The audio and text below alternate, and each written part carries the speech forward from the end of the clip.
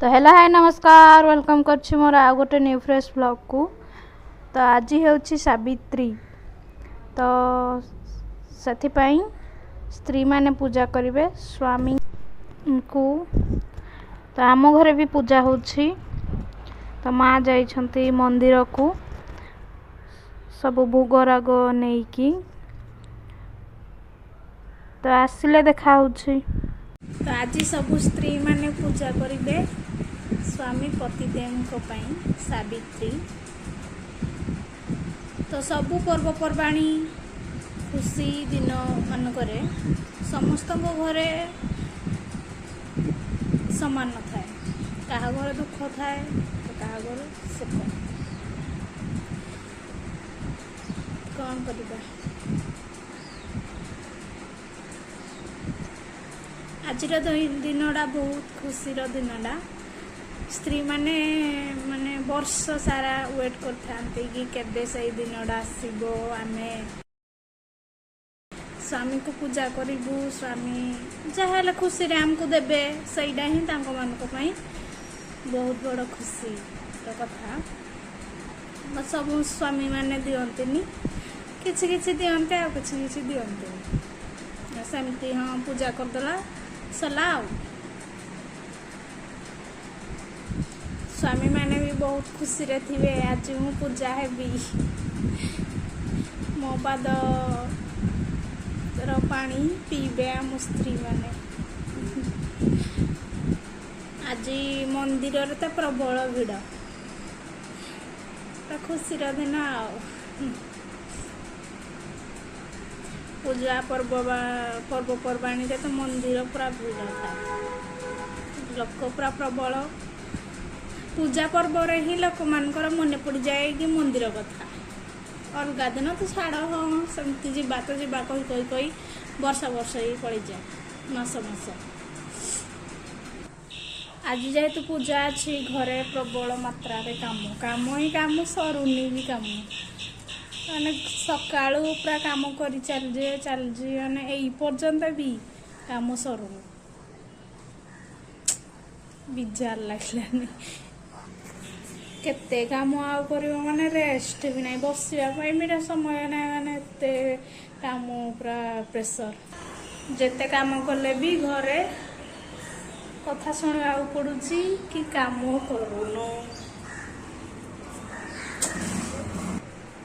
केते आउ काम कले घर लोक शांति हेबे जाने।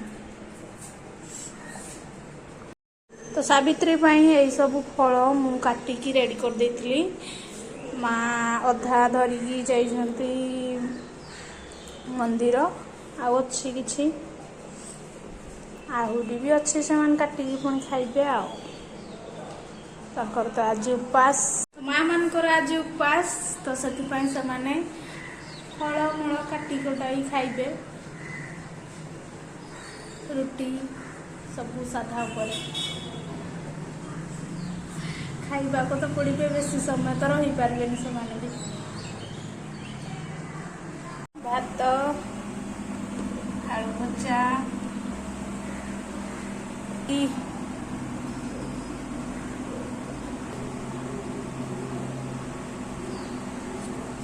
सत्तिकी शनिवार थिबारु घरे रोसई हेछि भात डाली आलू भजा रुटी आउ पटल भजा खाइबा आउ।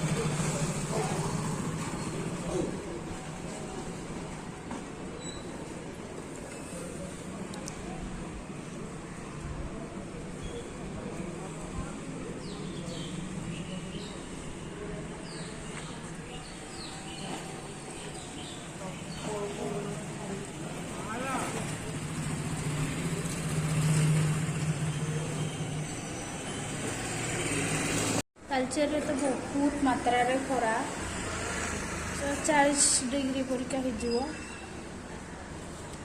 खरा जे प्राय माने घर भी बाहर एत जोर से खरा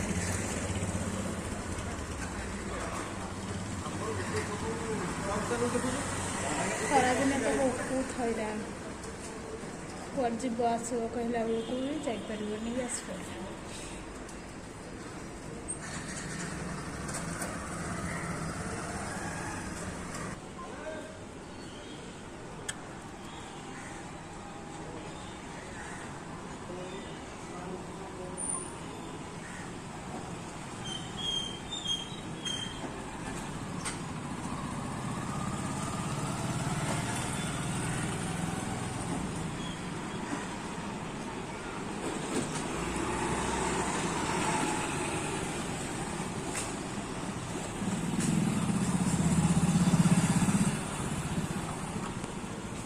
एते जोर खरारे स्त्री लोक मैंने आज मंदिर जाइए पूजा करके आसबे पुणी स्वामी मान को पूजा करबे तो करने को पड़ो जेहेतु स्वामी पूजा